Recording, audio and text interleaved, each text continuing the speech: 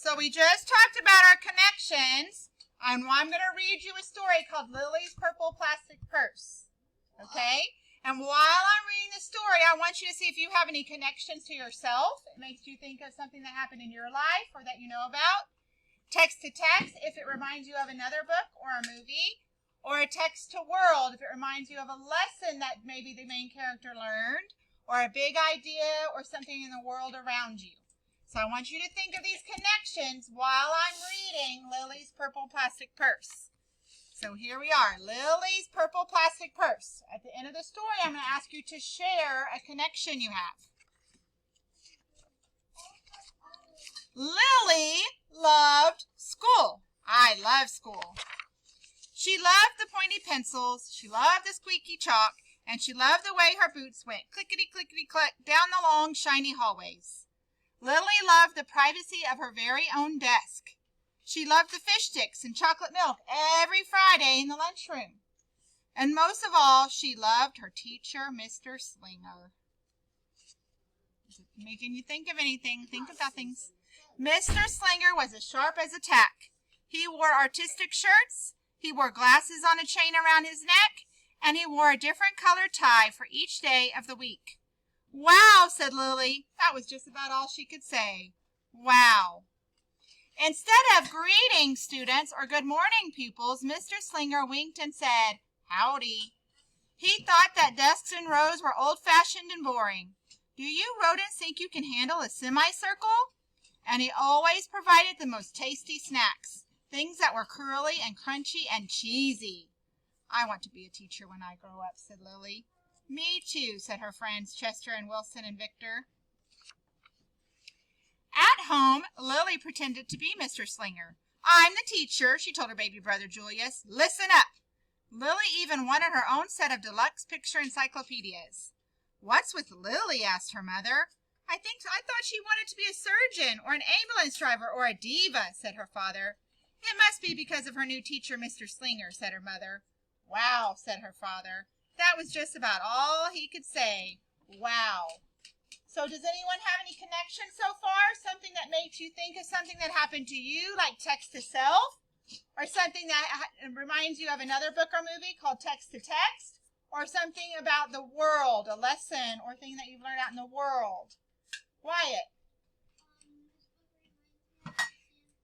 It reminds you of Chrysanthemum because it's the same author and the pictures look the same. So is that a text to self, text to text, or text to world? Text to text. Very good, Wyatt. What about you, Heather?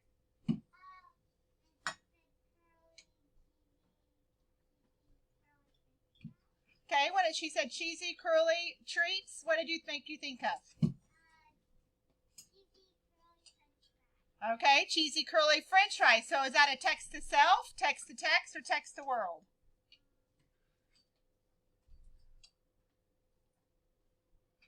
That would be text to self because it's something you've experienced, right? Those yummy fries are something you've experienced, and that's what it made you think of. Okay, let's keep going. Whenever the students had free time, they were permitted to go to the light bulb lab in the back of the classroom. They expressed their ideas creatively through drawing and writing. Lily went often. She had a lot of ideas. She drew pictures of Mr. Slinger, and she wrote stories about him, too. During sharing time, Lily showed her creations to the entire class. Wow, said Mr. Slinger. That was just about all he could say. Wow. So it's a big, friendly, Mr. Nice Man teacher. And at the very last second, Mr. Slinger saved the cold, starving elderly. So it's all about him being a superhero. When Mr. Slinger had busy bus duty, Lily stood in line even though she didn't ride the bus. Lily raised her hand more than anyone else in class, even if she didn't know the answer. And she volunteered to stay after school to clap the erasers. That's what we used to have to do when we had chalkboards. I want to be a teacher when I grow up, said Lily. Excellent choice, said Mr. Slinger. One Monday morning, Lily came to school especially happy. She had gone shopping with her Grammy over the weekend. Lily had a new pair of movie star sunglasses complete with glittery diamonds and a chain like Mr. Slinger's. She had 3 shiny quarters, and best of all, she had a brand new purple plastic purse that played a jaunty tune when it was opened. So it played music when you opened it. Lily wanted to show everyone. Not now, said Mr. Slinger. Listen to our story. Lily had a hard time listening. Lily really wanted to show everyone. Not now, said Mr. Slinger. Let's be considerate of our classmates. Lily had a hard time being considerate. Lily really wanted to show everyone. Not now, said Mr. Slinger. Wait until recess or sharing time. But Lily could not wait. This little mouse says, she's in trouble. The glasses were so glittery, the quarters were so shiny, and the purse played with such nice music, not to mention how excellent it was for storing school supplies. Look, Lily whispered fiercely. Look, everyone. Look what I've got. Everyone looked, including Mr. Slinger. He was not amused. That means he was not happy. Any connections we have here? Any connections we have here? Corbin. The music. What about the music? What does it remind you of?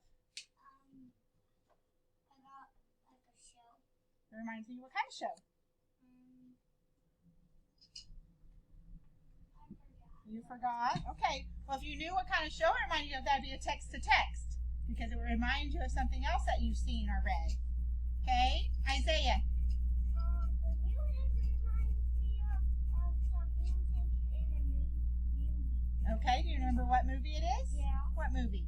The Never-Ending Story. So The Never-Ending Story. So that would be also a text to text, wouldn't it be? Chase. The music? Wow, this music's making us remind us of a lot of things. What does it remind you of? Me singing with my uncle on stage. Okay, so you singing with your uncle and he sang on stages. So is that text to self, text to text, or text to world? Is it something that happened to you? Yes, so that'd be text to self. Text to self, something that happened to you. I'll just keep your things at my desk until the end of the day, said Mr. Slinger. They'll be safe there, and then you can take them home. Lily's stomach lurched. She felt like crying. Her glasses were gone. Her quarters were gone. Her purple plastic purse was gone. Lily longed for her purse all morning. She was even too sad to eat the snack Mr. Slinger served before recess. That afternoon, Lily went to the light bulb lab. She was still very sad. She thought and she thought and she thought. And then she became angry. She thought and she thought and she thought some more. And then she became furious. That means really angry. She thought and she thought and she thought a bit longer, and then she drew a picture of Mr. Slinger. You think it was a nice picture? No. Big, fat, mean Mr. Stealing Teacher. Wanted by the FBI. P.S. I do not want to be a teacher when I grow up. Is she happy or sad? Sad. Right before the last bell rang, Lily sneaked that drawing into Mr. Slinger's book bag so you would see it. When all the students were buttoned and zipped and snapped and tied and ready to go home, Mr. Slinger strolled over to Lily and gave her her purple plastic purse back. It's a beautiful purse, said Mr. Slinger. Your quarters are nice and jingly, and those glasses are absolutely fabulous. You may bring them back to school as long as you don't disturb the rest of the class. I do not want to be a teacher when I grow up, Lily said as she marched out of the classroom.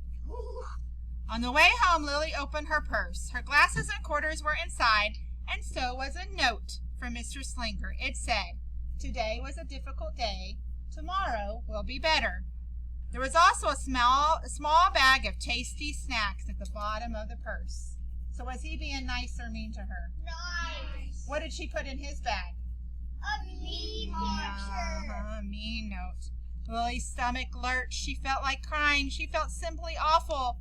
Lily ran all the way home and told her mother and father everything.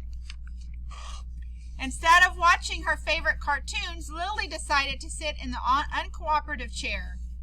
I'll stay here a million years for Mr. Slinger. Why does everything always happen to me? 1051, 1052, 1099.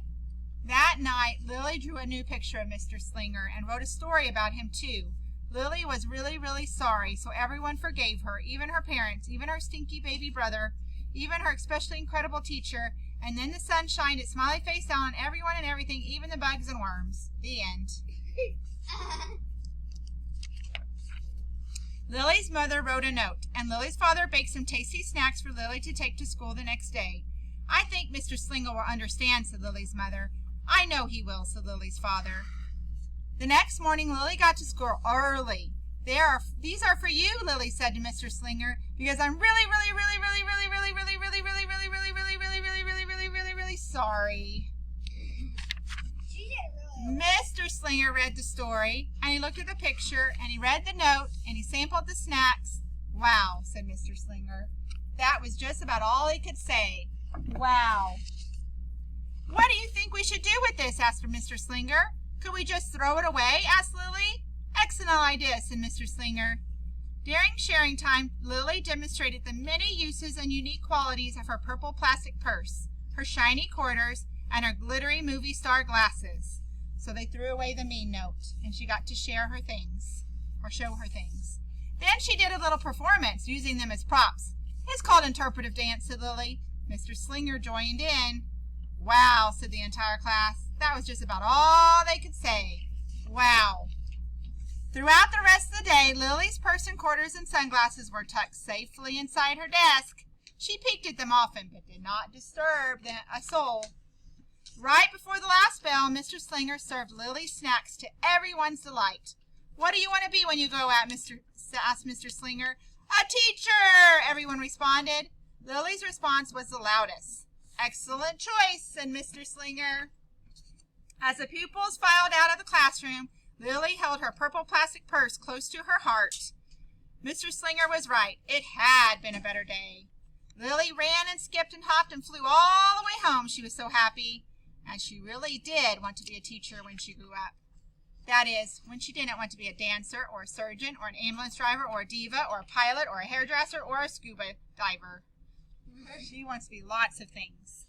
So you told me some of your connections. So, what reminded you of Chrysanthemum, Wyatt? What in the story? The what? Okay, so I read this. I saw the pictures. And it reminded me of the book. Oh my goodness, I don't know if I can remember how to write chrysanthemum. I'll try. Chrysanthemum. Okay, so what did you say that was? Text to self, text to text, or text to world, Wyatt? Text to text. So I will circle right there and say that was a text to text connection. So this week I'm going to have you do this on some of your books. We also made a text to self. I read this. The music played in her purse. And it made Chase think about it. Reminded me of when I play music with my uncle. Now, was that a text to self, a text to text, or a text to world, Chase? Do you remember? Text to self. That's right. It's reminded of something that you experienced. So that's text to self. Now, let's see if we can think of a text to world one. What in this story might teach you a lesson? What do you think the lesson was for Miss Lily? What was the lesson, Xavier? Okay, so I read this. Lily was mean, right? Did it work out? No, and it wasn't good. So it reminded me to be nice, right? Lily was mean and it wasn't good. That's what happened in the story. And it reminded me to be nice. And that is a text to world, because you learned a lesson. So those are the three kind of connections that we just made. And I know you guys have made lots of connections. Maybe you've gotten in trouble before at school and it reminded you of that. Maybe it reminded you of another book where another student got in trouble. Or maybe a movie where you saw a student got in trouble. Or maybe it reminded you of another lesson in the world. So there's lots of connections you can make, and none of them are wrong. You just have to tell me what in the story that you read, and then what was your connection, and then you have to circle one of the three. So we'll practice this a couple times this week.